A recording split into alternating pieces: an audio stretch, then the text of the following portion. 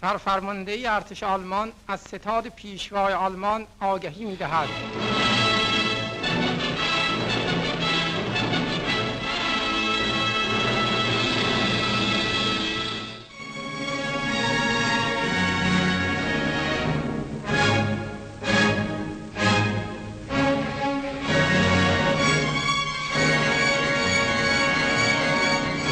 The radio played an extremely important part in Nazi propaganda. And this was something that the Nazis understood even before they came to power. During the Weimar period, the government, the Republican government, tried to keep politics off the airwaves. That is, they believed that radio should be an educational, to improve culture, to spread culture to the masses of the German population. And so, for instance, it wasn't until the summer of 1932 that the Nazis actually could speak on radio. But the Nazis were already at they would have in Germany these radio exhibitions, these kind of industrial fairs to highlight, new radios coming out, new technology. And the Nazis had their own booth there to promote their interest in radio.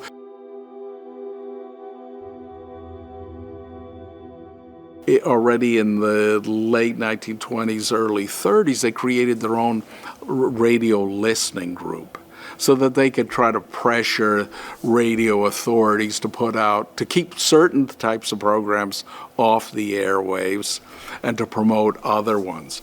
But once Hitler comes to power, the radio and all media really fell under the control of Joseph Goebbels and the Reich Ministry of Public Enlightenment and Propaganda. Goebbels goes to the Reich Broadcasting Society, and he tells them, it's a different time now. We've taken over. Radio belongs to us. And if you don't want to go along with that, you'll be thrown out of your job or sent to a concentration camp. So it made it clear that this was a new time period.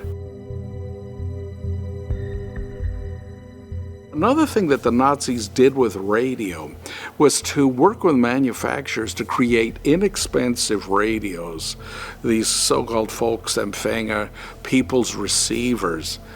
And these were relatively inexpensive, which allowed more Germans to buy those. These became extremely popular.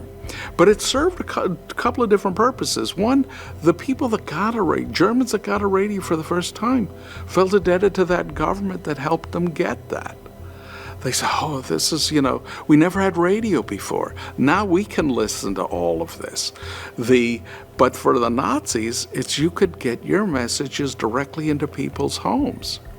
That you can create programs for women, for housewives, for families, for children that are going to go directly into people's houses, and they're going to listen to this and take that in.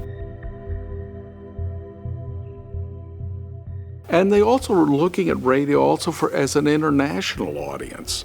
And already in 1933, they're broadcasting to the Americas and English and I believe Spanish, and expands even further during the war years. So that they saw this radio as a way of reaching, huge numbers of people. And they invested in creating, the broadcasting towers that could reach across the globe, or to reach into German communities that didn't have that capacity before. And so for them, this was a very powerful tool. The Nazis were very conscious of the fact that people often responded better to a message if it was done in a more subtle format, Or if it followed, a broadcast of light entertainment music.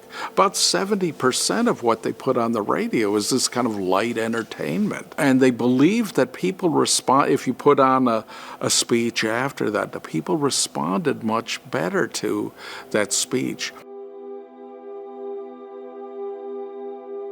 Goebbels, said this, that, you can't just hammer away at people, that people, if it's just blatant speech after speech, people turn the radio, go to a different channel, that they don't want to listen to that all the time.